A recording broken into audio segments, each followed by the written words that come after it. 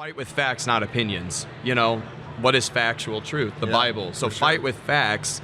Don't fight with pontificating and forming an opinion. Correct. And that's the problem in America is everybody's just spilling opinions out. And feelings. Yeah, and feelings. Bro, yes. Society has put feelings. Yeah, everyone's so in their spill all the time.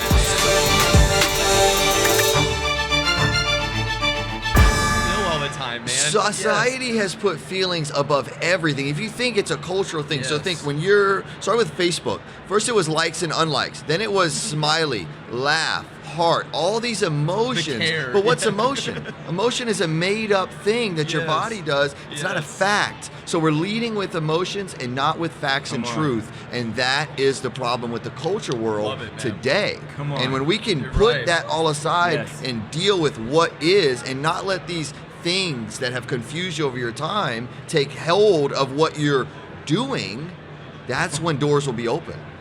Yeah, I feel that 100%.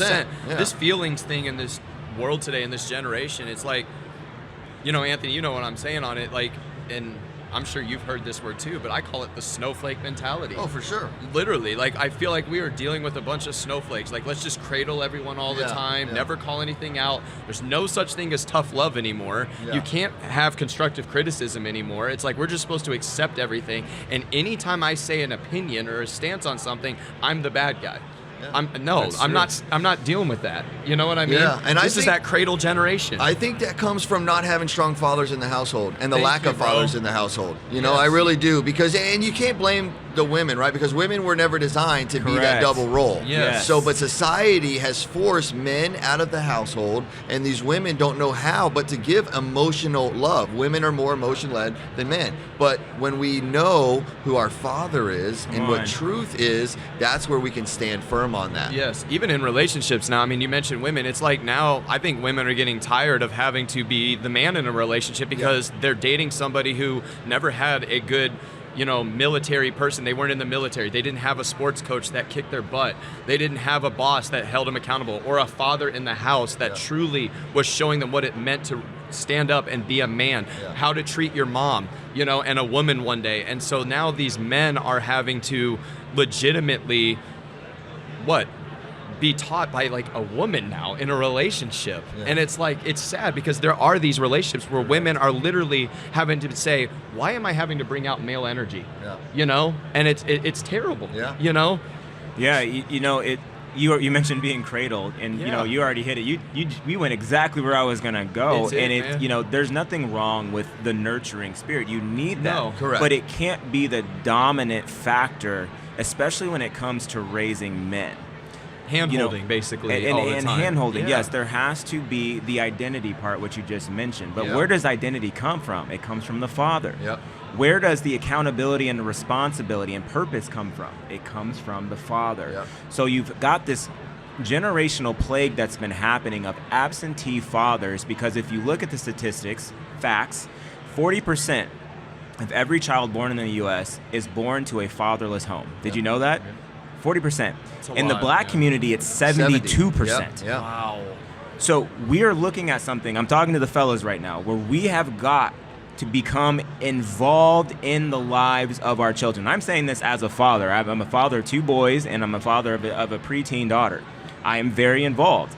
None of this, I've never changed my son's diaper, none of that. We have got to start getting involved in our children's lives. Why? They need us. Society needs us, and literally, quite literally, I will say, the success and the future of this nation needs us.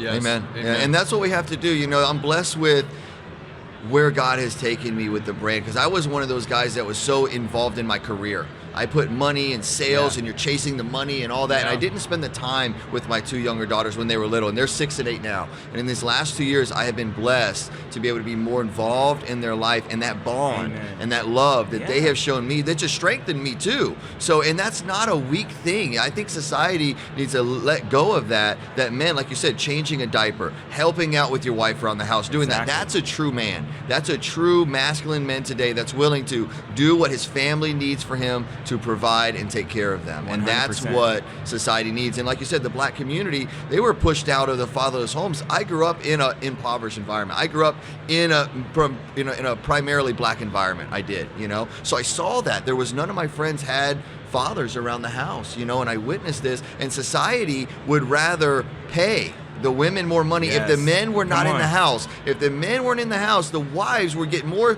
government subsidies for them not being there. I said, this makes no sense. No sense. Even my mother and my stepfather, I heard them argue that he would work overtime and we would lose our food stamps and the lights would get cut off in our house for a week. And I would say, what type of society is this that we're getting penalized and losing something when he's trying to work a little bit extra? And that's what's going on, and people need to hear it. Most people don't know that that's the truth, but that is, and they're using that to remove the fathers from the house, so now society can raise these children the way society wants them to raise them, not the way a father and a mother in a household coming together with God should raise their children. Exactly. Yeah. It's this demonic dependency that we have got and entitlement that we have got to break. We cannot continue to allow that to fester and to go into the next generation, which brings